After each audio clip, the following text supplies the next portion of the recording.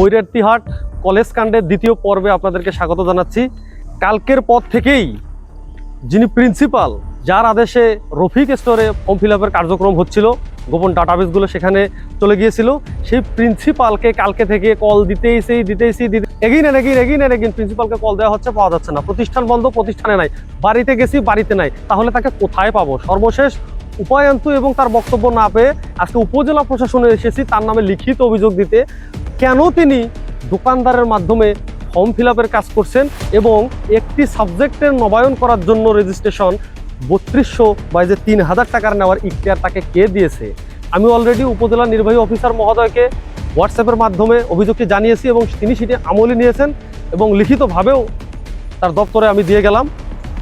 এখন যাচ্ছি মিঠাপুকুর থানায়, কিভাবে মহাবিদ্যালয়ের তথ্য দোকানে গেল, এই যে টাকা লুটপাটগুলো করা হচ্ছে সাধারণ শিক্ষার্থীদের, এর সাথে কার সম্পৃক্ততা কতটুকু, বাকিটি তদন্ত করবে মিঠাপুকুর থানা পুলিশ। সঙ্গে থাকুন।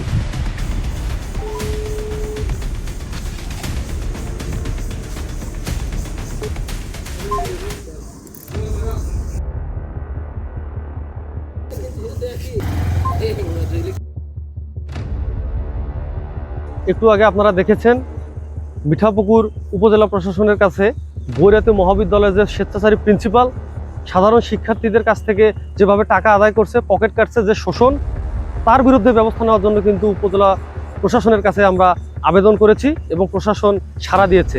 আমরা এখন রফিক স্টোর কেন শিক্ষার্থীদের ডাটাবেস রাখে এবং প্রিন্সিপালের নির্দেশ অনুযায়ী কেন টাকা পয়সা জমা দিচ্ছে, এই বিষয়টি আমরা লিখিতভাবে মিঠাপুকুর থানা পুলিশকে জানিয়েছি। তারা তদন্ত করবে, ব্যবস্থা নেবে।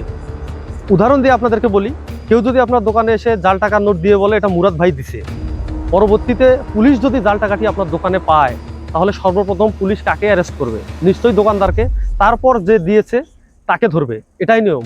যেহেতু অনিয়মটা আমরা সেই দোকানেই পেয়েছি, এই রফিক স্টোরে আরও কোনো অপকর্ম বা অনিয়ম হয় কিনা সেটাও খতিয়ে দেখার অনুরোধ করেছি আমরা থানা পুলিশকে। ধন্যবাদ। আমরা আবারও এই সম্পর্কিত বিষয়গুলোর আপডেট নিয়ে আসবো। Thank you. কিসের টাকা নিলেন? ফর্ম ফিল আপ করো। কিসের ফর্ম ফিল আপ? বিএমএ।